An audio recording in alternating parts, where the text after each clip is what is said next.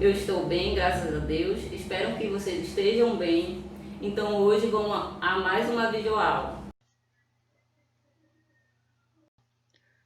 Na aula de hoje daremos continuidade ao capítulo 1 do livro 3 de vocês. Trabalharemos as páginas de 16 a 22, referente às grandes navegações. Nesse capítulo, nós trabalharemos a vida no mar e a chegada ao Brasil.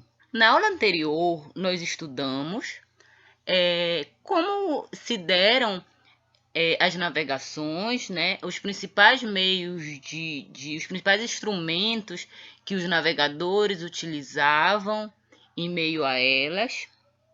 E agora nós vamos ver como era que se dava a vida dessas pessoas em alto mar. A vida no mar, ela não era algo que se dava de maneira fácil, uma vez que os navegadores passavam muito tempo, às vezes semanas, meses e até ano navegando.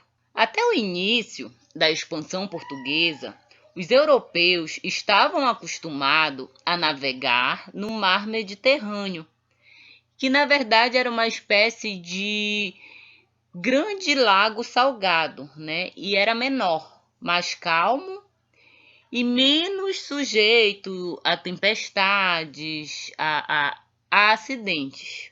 Já a partir do século XV, esses navegadores passaram a navegar no Oceano Atlântico, que também foi denominado na época de Mar Tenebroso.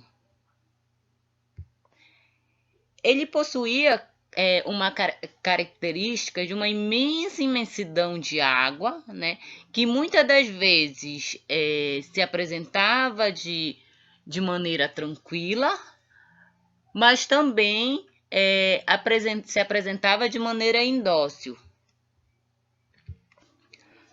As caravelas, que como vimos em aulas anteriores, que era um dos principais meios usados nessas navegações, que eram embarcações um pouco maiores que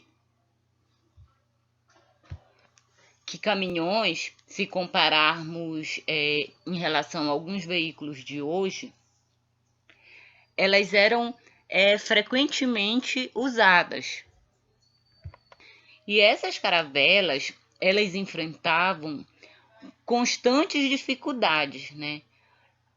Como, por exemplo, as viagens que eram muito longas, né? A exemplo de uma viagem entre Lisboa e a Índia, que durava em cerca de um ano. E era necessário que se levasse carpinteiro, um mecânico e vários outros profissionais para estar fazendo a manutenção constante desses barcos. Geralmente, as caravelas carregavam em torno de 200 pessoas, né? Entretanto, a maior parte do seu espaço era reservado para transporte de mercadoria, de alimentos, de bebidas, que deveriam abastecer as pessoas durante todo o tempo de viagem. Geralmente, nessas caravelas, não se tinha cozinheiro. E os alimentos, eles eram guardados e distribuídos pelo notário, que era uma das mais importantes figuras da administração dessas viagens. Pedro Álvares Cabral, né, que é tido por muitos como o descobridor do Brasil, também fez uso de embarcação para esse suposto descobrimento, né? Cabral fez uso de uma naú.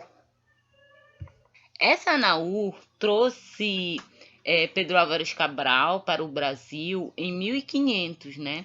E com ele vieram várias outras pessoas, vários outros tripulantes, que enfrentaram diversas dificuldades, levando alguns deles até mesmo à morte, devido às péssimas condições, né, da navegação, bem como o aparecimento de algumas doenças que muitas das vezes eram causadas pela mal alimentação, pela falta de água potável, pela comida que muitas das vezes era mal armazenada, entre outras dificuldades. Além disso, muitas dessas navegações, além da navegação de Cabral, né, enfrentavam uma outra ameaça muito constante, que eram os naufrágios, que geralmente aconteciam por várias razões, como tempestade, devido ao navio ser mal conservado, devido a ataques de piratas, ou colisão com alguma rocha ou algum tronco, entre outras causas. E por essas e outras razões, né, a mortalidade daqueles que partiam nessas grandes navegações era muito grande. Em média, metade dos marinheiros não voltavam para sua terra, porque acabava morrendo em alto mar devido a alguma dessas causas citadas anteriormente. Um marco muito importante da expansão marítima, que foi iniciada pelos portugueses, foi a chegada de Vasco da Gama à Índia, em 1498.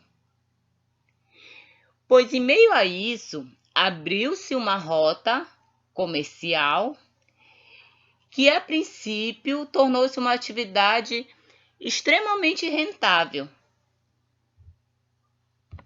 Além da chegada de Vasco da Gama, outro marco, né, dessa expansão marítima foi a suposta descoberta do Brasil por Pedro Álvares Cabral, que, como eu falei anteriormente, foi dada por meio das navegações. Embora a gente saiba, como a gente já estudou anteriormente, que o Brasil ele não foi descoberto por Pedro Álvares Cabral, pois quando Cabral chegou aqui, ele já era habitado pelos indígenas, né? É importante a gente pensar, né, que essas navegações, essas expansões marítimas, né, a chegada de Pedro Álvares Cabral, através dela, não deixa de ser um marco tanto para a história quanto para a cultura do Brasil, né?